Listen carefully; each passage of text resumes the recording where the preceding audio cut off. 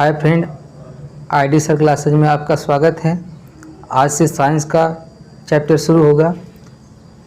पहला चैप्टर का नाम है बल तथा गति के नियम। तो पहले जानते हैं बल क्या होता है। बल यानी फोर्स।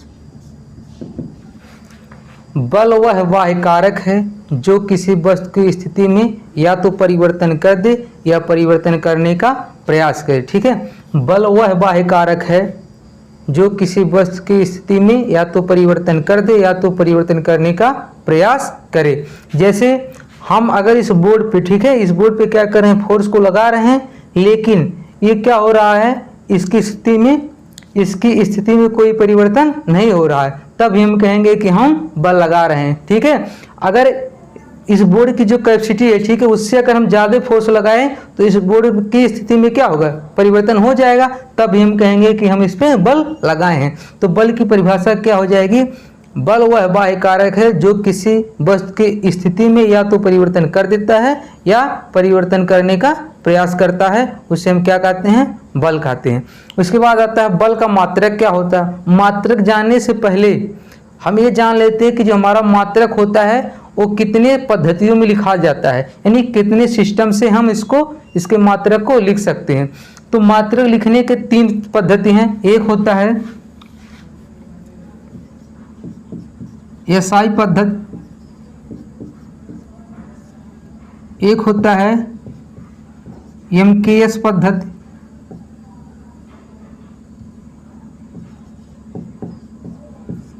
और तीसरा होता है सीजीएस पद्धति। ठीक है, एसआई फुल फॉर्म क्या होता है, इंटरनेशनल सिस्टम या अंतरराष्ट्रीय पद्धति से बोला जाता है, अंतरराष्ट्रीय पद्धति, इसे क्या बोला जाता है, अंतरराष्ट्रीय पद्धति। यानी ऐसा मात्रक, ठीक है, जो पूरे इंटरनेशनल लेवल पर काम करता हो, क्या कहलाता है, अंतरराष्ट्रीय पद्धति। ठीक है, और दूसरा क्या होता है एमकेएस पद्धति। एमकेएस मतलब क्या होता है, एम से मीटर, क्या होता है मीटर, के से किलोग्राम, एस से क्या होता है मीटर, किलोग्राम, सेकंड, क्या होगा सेकंड। और सीजीएस का क्या होता है, देखो जस्ट इसका क्या होता है छोटी राशि, मीटर का सेंटीमीटर, किलोग्राम का ग्राम, और सेकंड का क्या हो जाएगा, सेकंड से छोटी कोई राशि होती नहीं है सेकंड का। तो एमकेएस का फुल फॉर्म क्या हो जाएगा, मीटर, किलोग्राम, सेकंड, और सीजीएस का फुल फॉर्म क्या हो जाएगा, सेंटीमीटर, ग्राम और सेकंड। और तीसरा क्या है एसआई। यानी हमारे मात्रक लिखने के कितनी पद्धति हैं, 3। तो बल का जो मात्रक होता है, अब यहाँ समझते हैं इसका प्रयोग। जो हमारा बल का मात्रक होता है, ठीक है, वो क्या होता है न्यूटन, क्या होता है न्यूटन। और जो न्यूटन होता है इस किस पद्धति में होता है, एसआई, यानी अंतरराष्ट्रीय पद्धति में बल का मात्रक क्या होता है, न्यूटन। एक फार्मूला अभी आगे पढ़ेंगे, यह बराबर कितना होगा एम में, जहां एम क्या है, द्रव्यमान है, और ए क्या है, त्वरण है, क्या है, त्वरण है। ठीक है, तो अब यहां से देखते हैं बल का मात्रक क्या होगा। ये द्रव्यमान है, क्या है, त्वरण है, तो त्वरण का द्रव्यमान का मात्रक क्या होगा, किलोग्राम। द्रव्यमान को किस में मापते हैं, किलोग्राम में। और त्वरण का मात्रक क्या होगा, मीटर प्रति सेकंड स्क्वायर, क्या होगा त्वरण का मात्रक, मीटर प्रति सेकंड स्क्वायर। यानी देखो अब ये किस में है, किलोग्राम में है, ये मीटर में है, ये सेकंड में है। अभी बताएं अगर मीटर, किलोग्राम और सेकंड में रहेगा तो कौन सी पद्धति हो जाएगी, एमकेएस। यानी बल का मात्रक एमकेएस पद्धति में क्या होता है, किलोग्राम मीटर प्रति सेकंड स्क्वायर, एक किस में हो जाएगा, एमकेएस में। अब इसी किलोग्राम को अगर हम क्या लिख देते हैं, ग्राम लिख देते हैं, मीटर को क्या लिख देते हैं, सेंटीमीटर लिख देते हैं, और सेकंड से छोटी राशि होगी नहीं तो सेकंड स्क्वायर को ऐसे रहने देते हैं। और ये हमारा जो बल का मात्रक हो जाएगा, ये कैसी पद्धति में हो जाएगा, सीजीएस, यानी सेमी, ग्राम और सेकंड। तो ये किस में हो जाएगा, सीजीएस पद्धति में। अब देखो किलोग्राम मीटर पर सेकंड स्क्वायर, एक क्या हो जाएगा, ग्राम सेंटीमीटर प्रति सेकंड स्क्वायर। अब एक सबसे ज़्यादा पूछे जाने वाला इसमें क्वेश्चन है कि 1 न्यूटन, ठीक है, कितने डाइन के बराबर होता है। अच्छा एक चीज़ और बता देते, जो ये मात्रक होता है ग्राम गुणे सेंटीमीटर पर सेकंड स्क्वायर, इसको हम डाइन भी लिख सकते हैं। क्या, इसी को क्या बोला जाता है, इतने के बराबर 1 डाइन। क्या होता है ये, 1 डाइन के बराबर होता है। यानी जो हमारा ये बल का मात्रक न्यूटन होता है, ठीक है, और डाइन में जो रिलेशन होता है, तो जो डाइन आता है ये किस पद्धति में मात्रक होता है, सीजीएस में। तो हम जानते हैं कि 1 न्यूटन बराबर 10 की पावर 5 डाइन के बराबर होता है। सबसे ज़्यादा पूछे जाने वाला क्वेश्चन होता है कि 1 न्यूटन कितने डाइन के बराबर होता है, 10 की पावर 5 डाइन के बराबर होता है। अब हम जान लिए बल की परिभाषा, जान लिए बल का मात्रक क्या होता है, तीनों पद्धति में जान लिए। 1 न्यूटन के बराबर कितना होता है, 10 की पावर 5 डाइन। अच्छा हम देखते हैं 1 न्यूटन बराबर 10 की पावर 5 डाइन कैसे आया।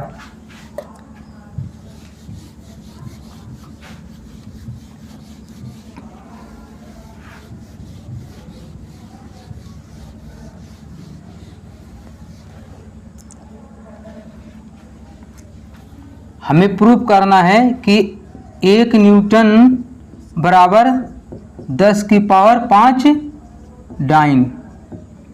अभी बताए हैं कि F बराबर क्या होता है, m में होता है, जहाँ एक क्या है, त्वरण है, m क्या है, द्रव्यमान है। तो इसका मात्रक क्या लिखेंगे, किलोग्राम या केजी।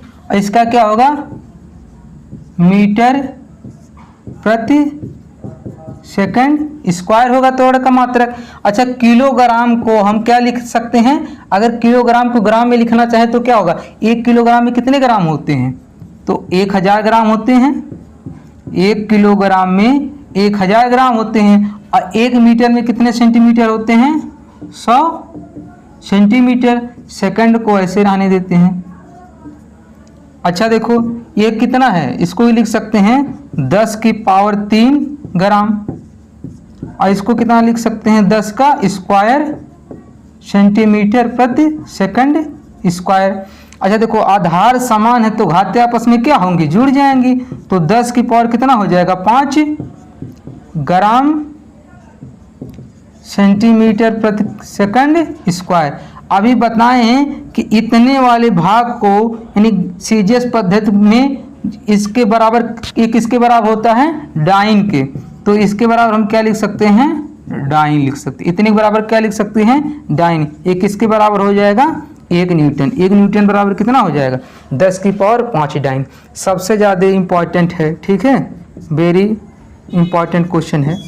हमेशा पूछता है 1 न्यूटन में कितने डाइन होते हैं।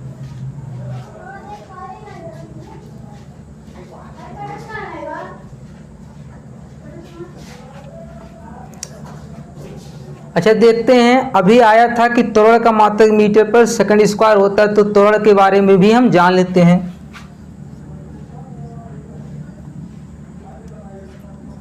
त्वरण, त्वरण क्या होता है, किसी वस्तु के वेग में परिवर्तन की दर को क्या कहते हैं, त्वरण कहते हैं। किसी वस्तु के वेग में परिवर्तन की दर को क्या कहते हैं, त्वरण कहते हैं। जैसे मान लेते हैं कि हमारा प्रारंभिक वेग, ठीक है, 10 मीटर पर सेकंड है। मान लेते हैं हमारा प्रारंभिक वेग है वो कितना है, प्रारंभिक वेग को हमेशा यू से प्रदर्शित किया जाता है। प्रारंभिक वेग मान लेते हैं हमारा कितना है, 10 मीटर पर सेकंड, और अंतिम वेग कितना हमारा 20 मीटर प्रति सेकंड। यानी अब देखो जब हमारा प्रारंभिक वेग कितना था, 10 मीटर पर सेकंड था, बाद में हमारा वेग कितना हो गया, 20 मीटर पर सेकंड हो गया। इन दोनों वेग में, ठीक है, परिवर्तन होने में कुछ ना कुछ समय तो लगा है, ठीक है।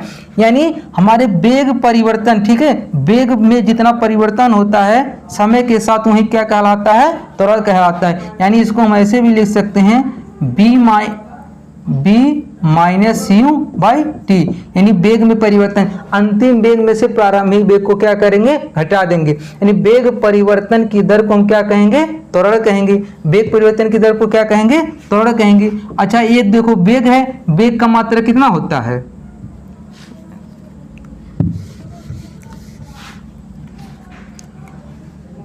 अब इसका मात्रक क्या होगा? त्वरण का मात्रक, ये वेग है, वेग का मात्रक कितना होता है? मीटर बटे सेकंड। और समय का मात्रक क्या हो जाएगा? सेकंड होगा। इसके नीचे एक मान लेंगे, पलटेगा कितना हो जाएगा? मीटर बटे सेकंड और 1 गुणे सेकंड। तो हमारा मीटर का 1 में गुणा करेंगे कितना हो जाएगा? मीटर बटे सेकंड स्क्वायर। तो हमारा त्वरण का मात्रक क्या हो जाएगा? मीटर प्रति सेकंड स्क्वायर। और इसकी परिभाषा क्या हो जाएगी? वेग परिवर्तन की दर को क्या कहते हैं? त्वरण कहते हैं। ठीक है, इससे कभी कभी ये भी क्वेश्चन पूछ लेता है कि त्वरण की परिभाषा क्या होगी और इसका मात्रक क्या होगा। ठीक है, अच्छा देखो, अब यहाँ पर दिखाए थे कि हमारा प्रारंभिक वेग कितना था? 10 मीटर प्रति सेकंड था यूं, और हमारा बढ़ के कितना हो जा रहा है? 20 मीटर प्रति सेकंड। हमेशा तो ऐसा नहीं होगा कि हमेशा वेग बढ़ेगा, ऐसा भी कंडीशन आएगा जब वेग क्या होगा? धीरे धीरे घटेगा। तो इस कंडीशन को कहते हैं जब हमारा वेग, ठीक है, धीरे धीरे घट के कितना हो जाए? 0 हो जाता है। कितना हो जाए? 0 हो जाता है। तो इस स्थिति को हम क्या कहते हैं? मंदन कहते हैं। क्या कहते हैं? मंदन। और इस दौरान जब मंदन होता है तो हमारा त्वरण को ए से प्रदर्शित करते हैं। किससे? स्मॉल ए से प्रदर्शित करते हैं। और जब मंदन की स्थिति आती है तो हमारा त्वरण कैसा होता है? माइनस होता है। ठीक है, जब किसी वस्तु के वेग में धीरे धीरे परिवर्तन होता है और अंत में उसका वेग कितना हो जाता है? 0 हो जाता है, तो इस स्थिति को हम मंदन कहते हैं। और मंदन की स्थिति में त्वरण का मान क्या होता है? ऋणात्मक होता है। ये भी पूछा जा चुका है क्वेश्चन कि मंदन की स्थिति में त्वरण का मान क्या होता है? धनात्मक होता है कि ऋणात्मक होता है? क्या इनमें से कोई नहीं। तो हमारा मंदन की स्थिति में त्वरण का मात्रक क्या होता है? हमेशा माइनस होता है। तो हम त्वरण की परिभाषा जान चुके, इसके मात्रक जान चुके, और हम मंदन की स्थिति को भी जान चुके। अब देखते हैं, बल हमें पता चल गया, त्वरण भी पता चल गया। अब गति के नियम देखते हैं।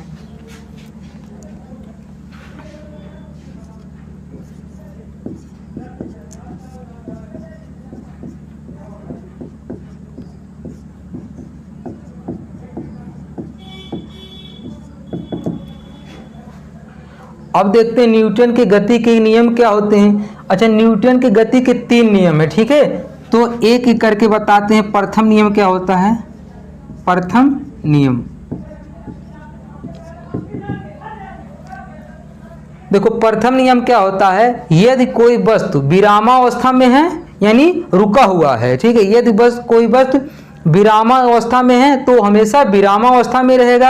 यदि कोई वस्तु गतिमान अवस्था में है तो हमेशा गतिमान अवस्था में रहेगा, जब तक कि उस पर कोई बाह्य बल कार्य ना करे। जैसे अगर किसी मेज पे, ठीक है, एक बुक पड़ा है तो वो क्या रहेगा? मेज पे हमेशा वहीं पड़ा रह जाएगा, जब तक कि हम उसको उठा के दूसरी जगह ना रख दे।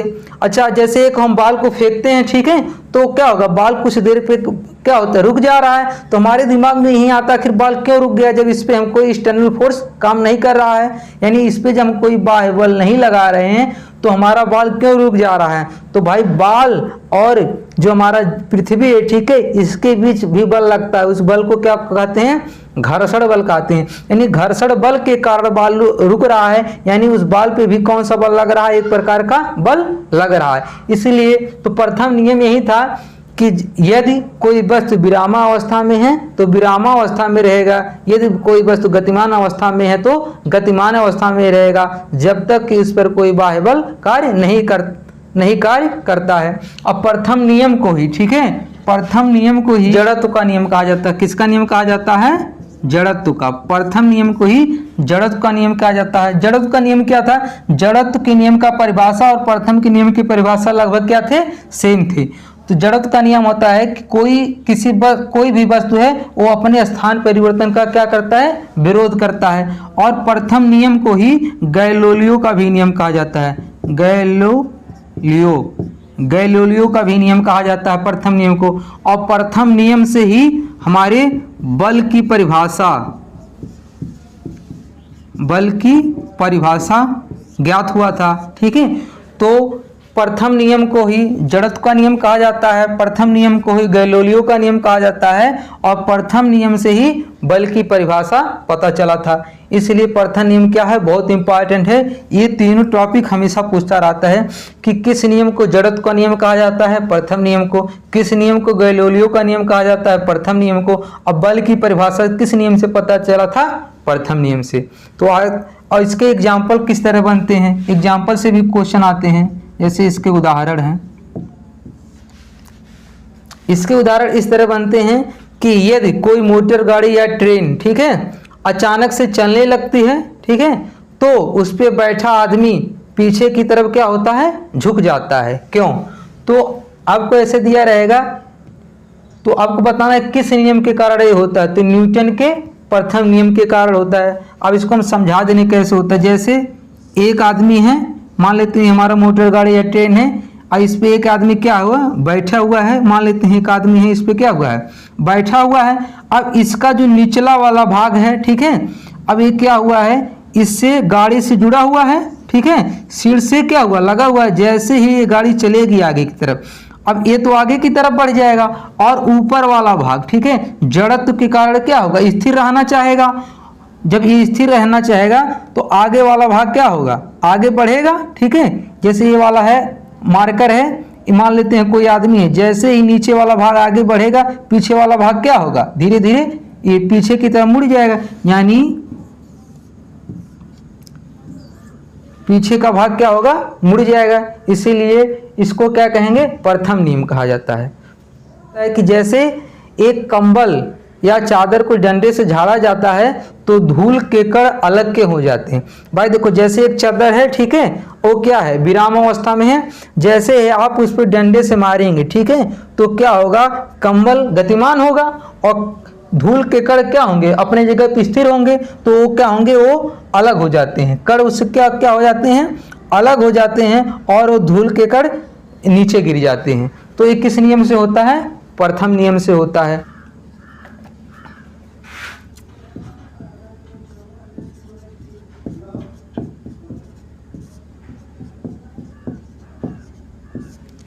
अब देखते हैं न्यूटन की गति का द्वितीय नियम क्या था। द्वितीय नियम ये था, यानी दूसरा नियम था, इन्होंने कहा कि संवेग परिवर्तन की दर। अच्छा देखो, एक टॉपिक आएगा संवेग, तो पहले हम संवेग को समझ लेते हैं क्या होता है। पहले हम देख लेते हैं संवेग क्या होता है। किसी वस्तु के द्रव्यमान तथा वेग के गुणनफल को हम क्या कहेंगे, संवेग कहते हैं। किसी वस्तु के द्रव्यमान तथा वेग के गुणनफल को क्या कहेंगे, संवेग कहेंगे। और इसका मात्रक कितना होता है, अब द्रव्यमान का मात्रक क्या होगा, किलोग्राम या केजी, किलोग्राम या केजी। अब वेग का मात्रक क्या होगा, मीटर प्रति सेकंड, यानी संवेग का मात्रक क्या होगा, किलोग्राम मीटर प्रति सेकंड।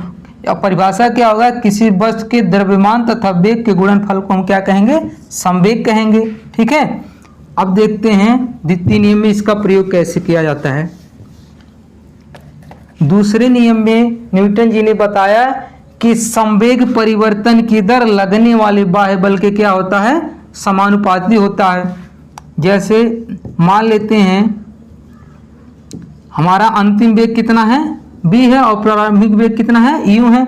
तो हमारा अंतिम संवेग क्या हो जाएगा, mv हो जाएगा, प्रारंभिक संवेग कितना हो जाएगा, u। तो ये क्या हो गया, संवेग परिवर्तन हो गया। और दर होता, दर यानी समय। तो इन्होंने बताया था संवेग परिवर्तन की दर लगने वाले बाह्य बल के क्या होता है, बराबर होता है। यानी इस कांस्टेंट को हटाएं तो इसका मान कितना रखें, के, और इसको ऐसे लिखें, mv माइनस के mu बाई टी। अब देखो प्रयोगों द्वारा देखा गया कि के का मान कितना आया, 1। प्रयोगों द्वारा के का मान कितना ले लिया गया, 1। तो यह बराबर कितना निकल के आया, एम बी माइनस के M U by T. M अगर हम कामा ले लेते हैं बचेगा कितना, बाई टी। अच्छा देखो, इतने को अभी बताए हैं शुरू में कि वेग परिवर्तन की दर को क्या कहते हैं, त्वरण। इसको क्या लिख सकते हैं, ए। तो यही होता है कि संवेग परिवर्तन की दर लगने वाले बाह्य बल के क्या होता है, समानुपाती होता है, और यही क्या होता है, दूसरा नियम होता है। ठीक है, या ऐसे भी कह सकते हो किसी वस्तु के द्रव्यमान तथा उसमें उत्पन्न त्वरण के गुणनफल लगने वाले बाह्य बल के क्या होता है, बराबर होता है। दूसरा नियम हमें पता चल गया। अच्छा देखो, अब इससे क्वेश्चन किस तरह से पूछता है कि दूसरे नियम से एक क्वेश्चन बनता है कि जो हमारा बल का मात्रक निकला था, देखो अब यहाँ से इसका मात्रक निकल जाएगा कि नहीं, बल का, यहाँ से बल का मात्रक यह बराबर यम में, यहाँ से बल का मात्रक निकल जाएगा। दूसरे नियम से यही पता चला था कि बल का मात्रक क्या होता, और पहले नियम से क्या पता चला था, बल की परिभाषा। ध्यान रखना, पहले नियम से बल की परिभाषा, दूसरे नियम से बल का मात्रक पता चला था। नेक्स्ट देखते हैं न्यूटन के गति के तृतीय नियम क्या है। इन्होंने बताया था प्रत्येक क्रिया के बाद एक अभिक्रिया बल लगता है जो मान में बराबर, ठीक है, जो मान में बराबर परंतु दिशा में क्या होता है, विपरीत होता है। जैसे अगर एक दीवार पे हम एक कील को ठोक रहे हैं, ठीक है, एक कील को ठोक रहे हैं तो क्या करें, जैसे हम इस पे एक हथौड़े से मारते हैं, ठीक है, तो जितने बल से हम इसको मारते हैं उतने बल क्या होता है, वो पीछे हथौड़ा वापस हो जाता है। तो और इस बल का मान क्या होता है, जितने बल से हम मारे हैं उतने ही बल से क्या होता है, वापस होता है। यानी जो लगने वाला बल है, ठीक है, वो मान में क्या होता है, बराबर होता है, लेकिन दिशा में क्या होता है, विपरीत होता है। यही क्या होता है, तृतीय नियम। यानी प्रत्येक क्रिया के बाद एक अभिक्रिया बल लगता है, यही क्या होगा, तृतीय नियम की परिभाषा हो जाएगा। अच्छा, इसमें देखो तृतीय नियम से उदाहरण किस तरह बनते हैं, ठीक है, जैसे अभी एक हथौड़े वाला क्वेश्चन बताए हैं, ठीक है, और जब भी कोई व्यक्ति, ठीक है, नाव से पानी में कूदता है, ठीक है, तो एक प्रतिक्रिया लगाता है। जैसे कोई जंप कर रहा है तो पीछे की तरफ एक प्रतिक्रिया लगाता है, और उसी प्रतिक्रिया बल के कारण आदमी क्या होता है, पानी में तेजी से जाता है, और जितनी तेजी से वो जाता है आगे उतनी तेजी से नाव भी क्या होती है, पीछे की तरफ आती है। जैसे इसके और एग्जाम्पल बनते हैं, जैसे कोई आदमी, ठीक है, कुएं से पानी को खींच रहा है रस्सी की सहायता से, ठीक है, यदि रस्सी टूट जाए, ठीक है, तो जितने बल से, ठीक है, रस्सी में तनाव जो होता है, जितना बल रस्सी में लग रहा उतने बल से क्या करेगा, वो आदमी पीछे की तरफ से गिर जाएगा यदि रस्सी टूट जाए। अगला एग्जाम्पल आता है कि जब भी बंदूक से गोली छोड़ी जाती है, ठीक है, तो उतने ही बल से क्या होता है, बंदूक पीछे हट जाता है, ठीक है। तो ये भी क्या होते हैं, तृतीय नियम के उदाहरण होते हैं, और ये सब एग्जाम में पूछे जा चुके हैं क्वेश्चन। धन्यवाद। अगर ये आपको साइंस का वीडियो पसंद आया तो हमारे चैनल को लाइक कीजिए, सब्सक्राइब कीजिए।